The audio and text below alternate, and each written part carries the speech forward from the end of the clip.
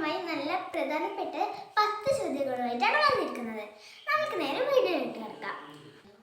ഒന്നാമത്തെ ചോദ്യം, എന്നാണ് വായനാ ദിനമായി നമ്മൾ ആചരിക്കുന്നത്? എല്ലാവർക്കും ഉത്തരം കിട്ടിയില്ലേ? June 19, June 19. നമുക്ക് രണ്ടാമത്തെ ചോദ്യത്തിലൂടെ കിടക്കണ്ടേ? രണ്ടാമത്തെ ചോദ്യം വളരെ ഇമ്പോർട്ടൻസ് ഉള്ള ഒരു ചോദ്യമാണ്. PN പണിക്കരുടെ ചിത്രം ആലേഖനം ചെയ്ത സ്റ്റാമ്പ് പുറത്തിറക്കിയ വർഷം. PN പണിക്കരുടെ ചിത്രം ആലേഖനം ചെയ്ത സ്റ്റാമ്പ് പുറത്തിറക്കിയ വർഷം.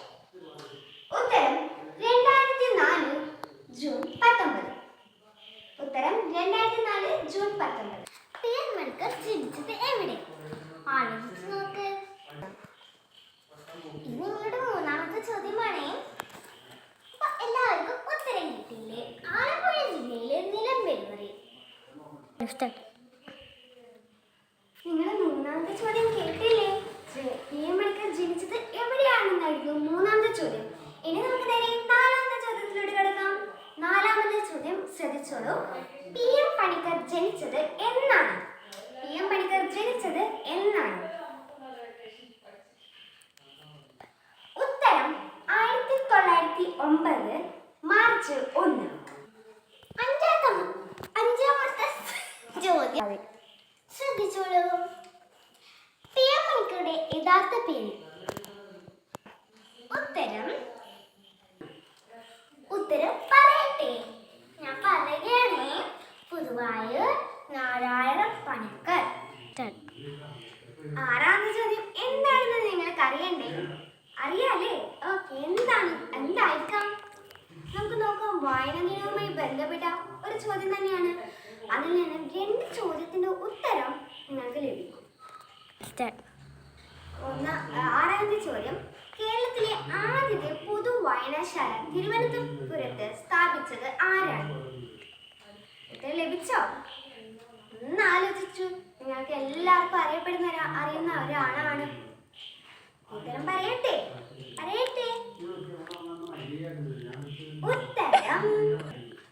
ഉത്തരം പറയട്ടെ? ഉത്തരം സ്വാതി തിരുനാൾ. നിങ്ങൾക്ക് ലഭിച്ചിട്ടുണ്ടാകുന്ന ഉത്തരം കിട്ടിയിട്ടുണ്ടാകുമെന്ന് കരുതുന്നു. അതിൽ നിന്ന് 2 ചോദ്യങ്ങളാണ് നിങ്ങൾക്ക് ലഭിക്കുന്നത്.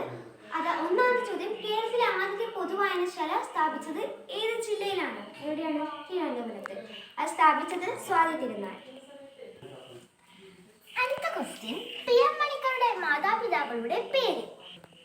മാതാവ് ജാനകിയമ്മ, പിതാവ് ഗോവിന്ദപിള്ള. PN പണിക്കർ നയിച്ച ഗ്രന്ഥശാല സംഘത്തിന് ലഭിച്ച യുനെസ്കോ അവാർഡ് ഏതാണിത്? നിങ്ങൾ ചിന്തിക്കുന്നുണ്ടാവും അല്ലേ? എളുപ്പമാണ്, ഒന്ന് ചിന്തിച്ചു നോക്കൂ. ഉത്തരം പറയട്ടെ? ശരി, ഉത്തരം ക്രൂപ്സ്കായ അവാർഡ്. ഉത്തരം ക്രൂപ്സ്കായ അവാർഡ്. PN പണിക്കർ അന്തരിച്ചത് എപ്പോൾ? 1995 ജൂൺ 19. നിങ്ങളുടെ അവസാനത്തെ ക്വസ്റ്റ്യൻ ആണ്. അതുകൂടാതെ ഒരു ബോണസ് ക്വസ്റ്റ്യൻ കൂടി ഉണ്ട് കേട്ടോ. അപ്പോൾ എൻ്റെ അവസാനത്തെ ഒരു ചോദ്യം എന്ന് പറയുന്നത് എന്തായിരിക്കാം? നോക്കാം.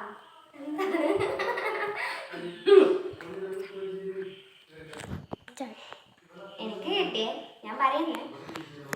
അവസാനത്തെ വായനാ ദിനമായിട്ട് ഏറ്റവും കൂടുതൽ പ്രധാനപ്പെട്ട ഒരു ചോദ്യമാണ് ഇത്. ഈ ഒരു ചോദ്യം ഒരുപാട് തരത്തിൽ മുസ്ലിങ്ങളായിട്ട് ബന്ധപ്പെട്ട് ഒരുപാട് തരത്തിൽ ചോദിക്കാം. അത് നിങ്ങൾ ഓർക്കുക.